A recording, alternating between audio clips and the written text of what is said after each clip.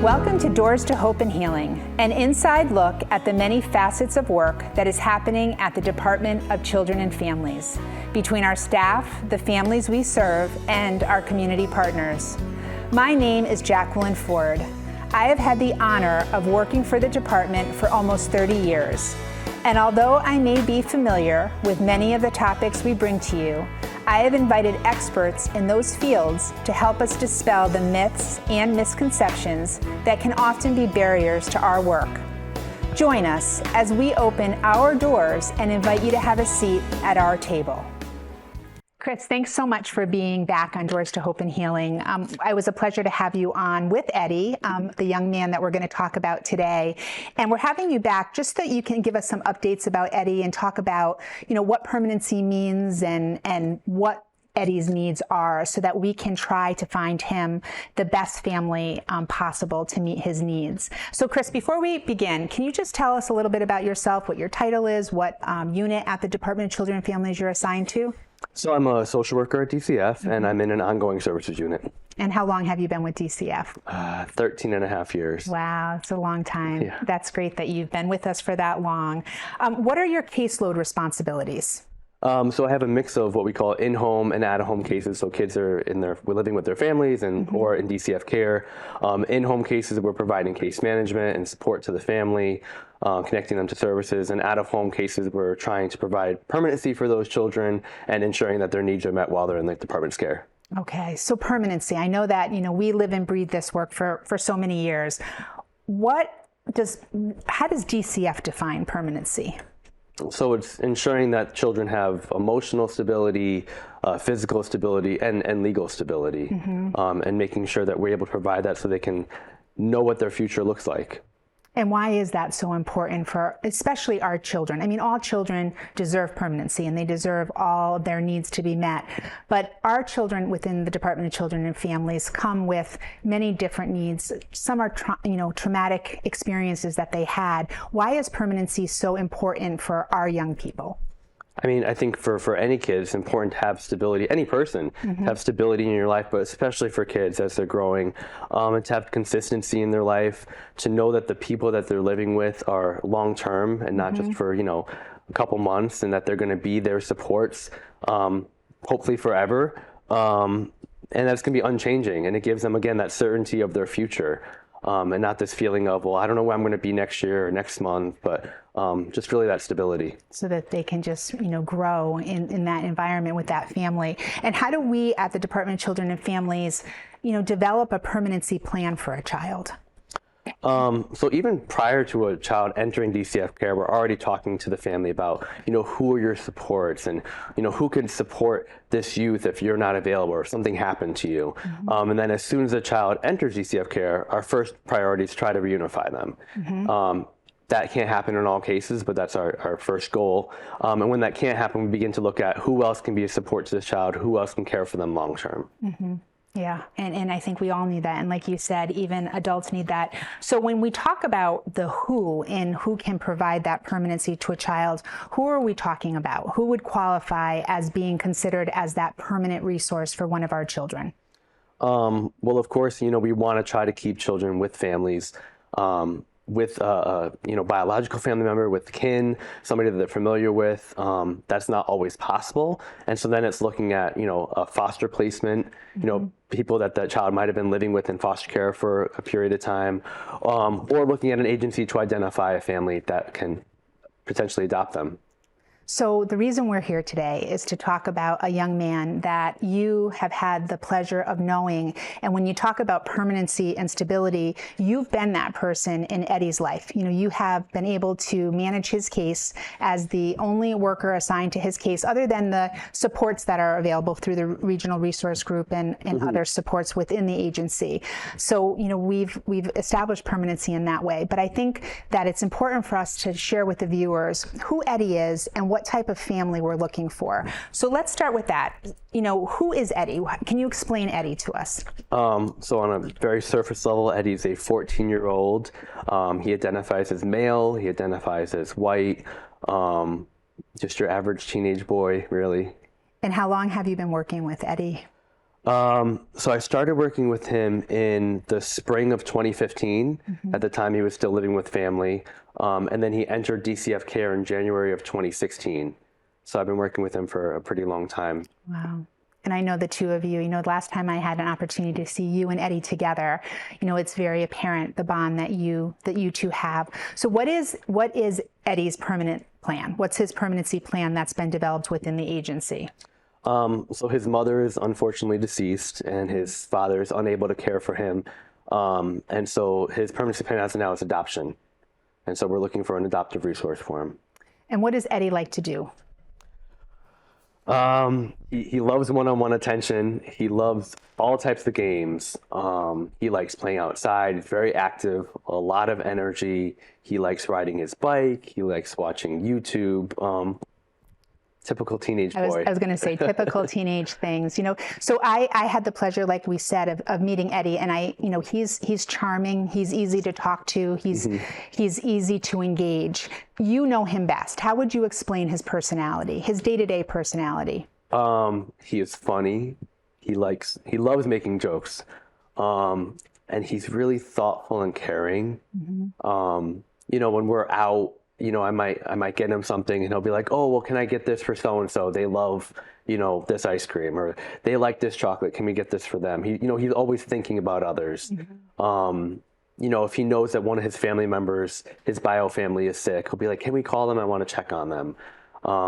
When I visited most recently, he had pickles that he had saved. He's like, I saved these for you because I want you to have a pickle. So, he's always thinking of others. Yeah, very thoughtful. Yeah. And to remember that, because, we can't forget that he is a teenage boy as well. And his mind is thinking of a million different things. So it's always impressive when you see that thoughtfulness in one of our teens. Definitely. So does Eddy have any special needs that our viewers should be aware of if they're considering wanting to learn more about Eddy? Yeah, unfortunately, Eddy, he's experienced a lot of complex trauma in his life. Prior to being in DCF care, and then just being in the system for many years, and that comes with then expressing himself. He has a lot of emotions, a lot of big emotions, which he can become emotionally dysregulated. He can yell, he can scream at times. Sometimes he can have physical outbursts, and he just really struggles with managing all of those emotions sometimes. But he responds well to one-on-one support and just having someone's attention and being redirected. And will there be supports that will continue to be offered to Eddy once we do identify a permanency residence for him, a pre-adoptive family? Are there certain services that will stay in place for him? Oh, absolutely. So he's in individual and group therapy right now. We would definitely ensure that he's connected to therapy ongoing, especially going through the transition of going into a home. But we also would want to provide as many wraparound supports, not only for Eddy, but for any family that was able to take him in, to ensure that it could be a successful placement. For any of our viewers watching, the best way to get in touch with you and to inquire about Eddy is the Kid Hero number. I think that's what we decided would be the best way. So for any of our viewers watching, they should call 1-888-KID-HERO and mention Eddy's name and that you'd like more information about him, and they'll connect you to Chris. Does Eddy have any family members that he, is connected to, who he wishes and hopes that he can stay a part of his life? Yeah, he has a number of family that he calls. He has all their numbers memorized. He loves speaking to them. He has a number of half siblings that he stays in contact with, primarily through the phone. And his grandmother he's very close to. She has probably been the person most consistent in visiting with him over the years that he's been in care. And he's very close to her, so we would want to make sure that he's able to maintain that relationship, at least, visiting or phone calls wherever he goes. And that's so important. And we'd probably consider that an open adoption in some way, because it would be a connection to a birth family member. Whatever's in Eddy's best interest is obviously what that plan would involve. So with regards to you've been with Eddy for many years, and we've had this permanency plan established for many years. I can imagine you have identified families in the past. So it's not as if Eddie's just been sitting there and us not doing that part. You know, you've been working diligently in trying to identify a family for Eddie for many years. What happened with that? Why is it that we're still looking for a family for Eddie after all these years? You know, there's a number of reasons. Sometimes it ends up just not being a good match. You know, I think sometimes families come forward with this idea of they just want to save a kid and help someone. And then they realize that it does take a lot of work and it's going to take a commitment. And, you know, sometimes it's just not a good timing. We want to make sure that a family that comes forward with Eddy is able to transition, you know, participate in meetings with him and get to know his providers rather than just, you know, you meet him and then he's placed with you. And so we would want it to be a lengthier transition than what we would normally do. And some families aren't looking for that. They're looking for a child right away and can't wait that time. So there's a number of reasons. I mean, there have been families that, you know, it could be their work schedule just doesn't match up, or, you know, families that don't have any experience working with kids with trauma or emotional behavioral issues. So it's just really not a good match. And we want the match to be one that we know will be successful. Now, for any of our viewers watching, there is definitely a protocol and training that's offered and supports that are offered for foster care, for people who are looking to be foster parents or adoptive parents for our young people. So, you know, the supports will definitely be available to you. So being that you know Eddy better than anyone else, who do you see as the perfect family for Eddy? And not to say there's a perfect family, because no family is perfect, but for him, what does he deserve? What family can you see him being a part of? You know, ever since his mom passed, he has been yearning for a maternal figure. I remember even a month after her passing, he was in the hospital and he was asking the nurses, like, my mom's gone, I need a mom. You know, he's really looking for that support and that love from like a maternal figure. So I think a family with at least one maternal figure or role model involved would be important. Ideally, two-parent household.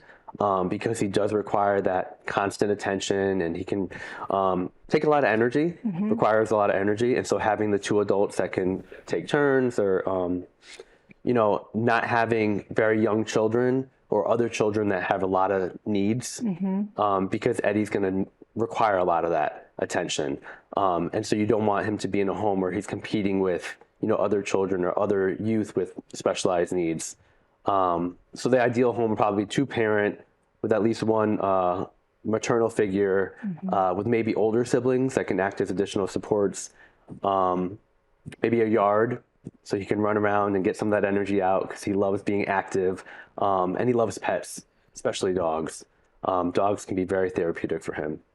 Well, I think that's, you know, those are important things for a family to know. So if somebody's watching and they think, you know, I'd really like to learn more about Eddy, but I have a child at home with a specialized need, or I'm a one-parent family and I won't have the, you know, the capacity to do that. This way they know before they even make that call. Right. How does Eddy feel about you going publicly and talking about him and his desire to have a family? I know he knows because he's been on the set, and we're going to show a video of Eddy in a few minutes where you'll get to meet him yourself. But how does he feel about this whole process?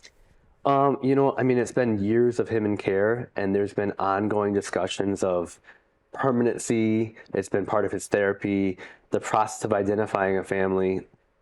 And he wants a family. And so he sees that we're doing everything we can to try to find a good match for him. And so I think he's excited about that, because there's nothing that he wants more than to have that family. Well, I hope today's show will help us get a little bit closer to that perfect match for him, because that's exactly what he deserves. So again, if anyone is watching and they want to know more about Eddy, you can call 1-888-KID-HERO. And before we close today, Chris, and we show the video of Eddy and everyone gets to meet him in his own authentic self, is there anything else that you want to mention about Eddy, or anything else that we may have forgotten to cover today? No, I just hope that we are able to, you know, find that family, that somebody's watching that, you know, feels connected to his story, because he's an amazing kid. And, you know, any kid that's in foster care needs a family. I mean, any child needs a family. They deserve that stability and that forever home. But Eddie, you know, he's just been without family for so long, and we just hope to find that for him. I hope so too.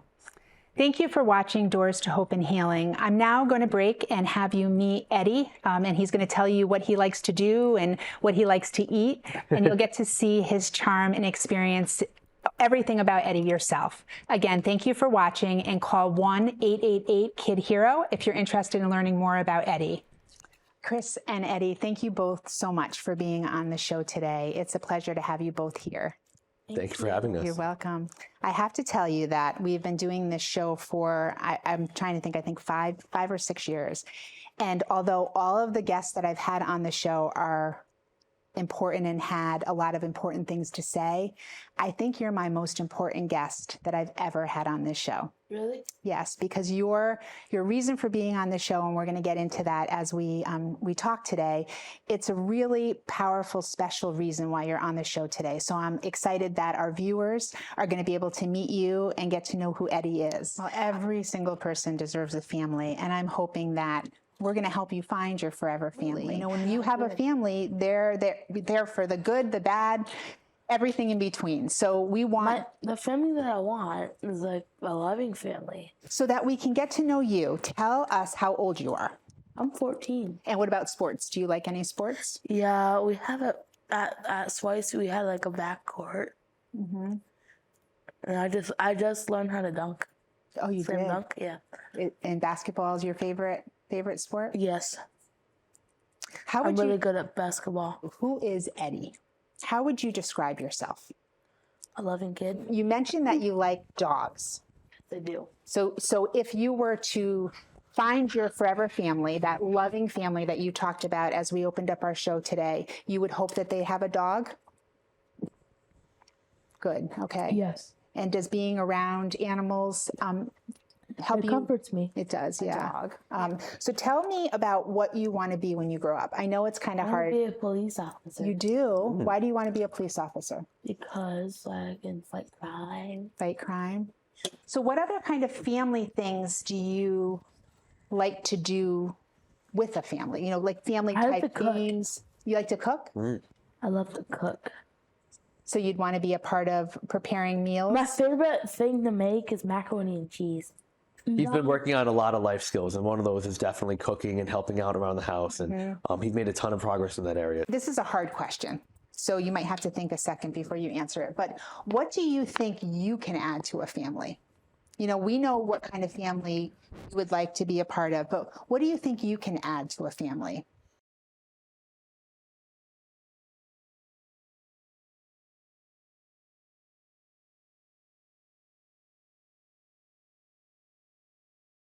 There's one thing that I know Eddy has to give is a very big heart. Eddy cares so much about other people. You know, a lot of times when I come to visit, he'll say, "Oh, I saved this snack for you. I wanted to share it." You know, he's constantly thinking of others. When we go out, he'll ask if he can buy something for like the other residents or for his therapist, because he just loves other people and is very compassionate. He has a big heart. Chris has had a chance to talk about you. Tell me what you think of Chris, because Chris has been in your life for a long time. Yeah, he's actually really helpful. I really want to get adopted. He's a good man. I like him. He's a good DCF worker. He's been with me for basically almost my whole life. What makes him a good worker? He's a good worker. Every time we visit, we go to Wendy's. Almost every time. It's a privilege. Yeah, it's a privilege. But I care about him a lot.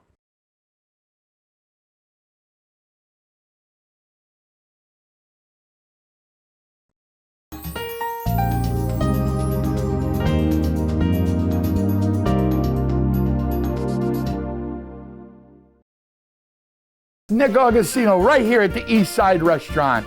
We always have the complete full dinner menu. Knockwurst, bratwurst, sauerbraten, potato pancakes, red cabbage, rice pudding, cream pies, all the desserts that Germany had to offer. I always do something different. Yes, I do. I brought seafood to the beer garden at the East Side Restaurant. East Side Restaurant, your German destination restaurant in Connecticut. Tiki-taka, hoy, hoy, hoy!